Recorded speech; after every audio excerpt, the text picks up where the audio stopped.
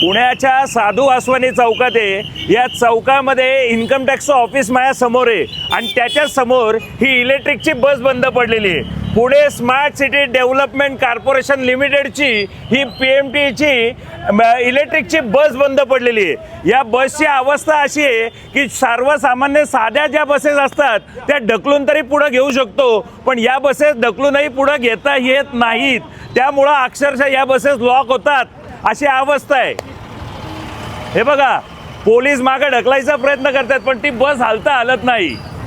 हे बघा, या पंडित साहेब घ्या मदत करा। अरे नाही घ्या घ्या, हल्ली थोडीफार हल्ली तर हल्ली घ्या घ्या। हे बघा, या गाड्या हलता हलत नाहीत। ही परिस्थिती आहे पुण्याची, कळलं का? या बसेस तुम्ही आणल्या खऱ्या पण बंद पडल्यानंतर ढकलून त्या साईडलाही जात नाहीत, कळलं का? सर्व प्रकारचे टॅक्सेस भरून सुद्धा सर्वसामान्य जनतेला अशी दळबद्री सुविधा मिळत असेल तर याचं स्पष्टीकरण सत्ताधाऱ्यांना द्यावं लागेल। काय झालं दादा गाडीला? चार्जिंग उतरले म्हणून गाडीची चार्जिंग उतरली, मग गाडी बाहेर काढायच्या आधी चार्जिंग चेक केलं नव्हतं का काय? 40% चार्जिंग होतं, 40 वरनं डायरेक्ट 25 झाली, 25 वरनं डायरेक्ट 0 झाली। बर, मग गाड्या व्यवस्थित मेंटेन केल्या जात नाहीत का? काय प्रॉब्लेम नाही, काय? अचानक प्रॉब्लेम आला इलेक्ट्रिक बस असल्यामुळे। असा प्रॉब्लेम किती वेळा येतो?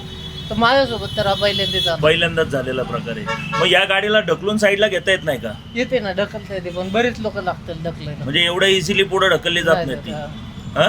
नाही जात। तरी किती लोक लागतील ढकलायला? 10-12 जण तरी लागतात।